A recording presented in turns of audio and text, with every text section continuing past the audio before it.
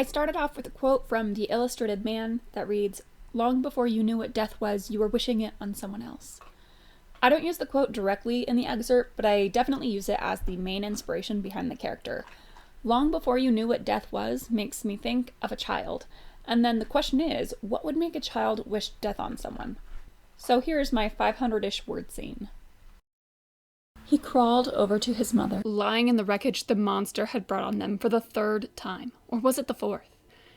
He could hear everything happening all at once. The sizzling of the remains of last night's fires, the crying of the children alone, but the silence was the worst. The people he saw passing this way or that way in silence. They had nothing left to say, and he had no more words to give them. He only had enough words for his mother. He'd come to just moments before, but by the tears streaking down her soot-stained face, he knew that she had been awake much longer.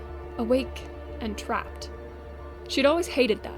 Hated being trapped in this small town, being trapped in a cruel marriage, being trapped in a war she wanted nothing to do with, and now, trapped by the rubble of their house.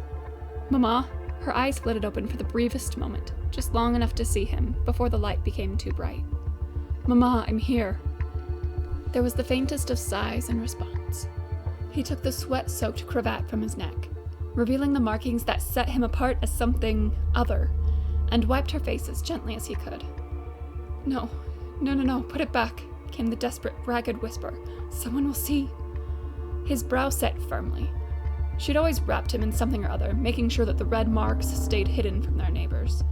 The red that marked him as a member of the Lord's house, whether they claimed him or not. "Then let them see."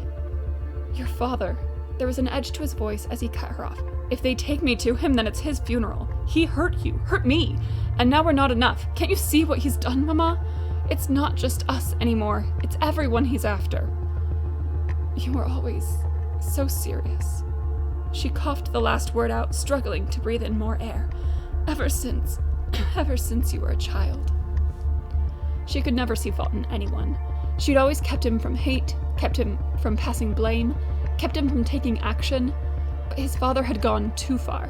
He felt the anger roiling in his stomach, the need to run, to scream, but he needed her to understand.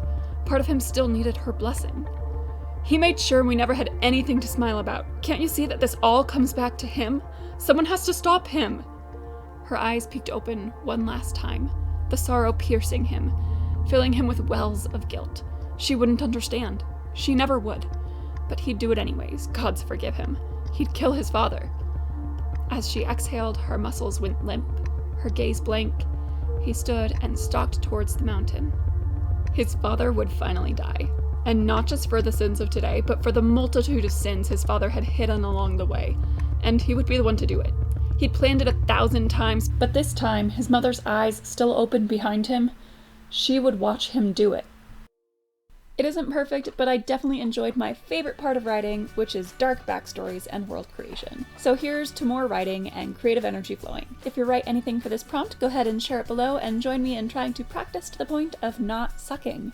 And I'll see you in the next video.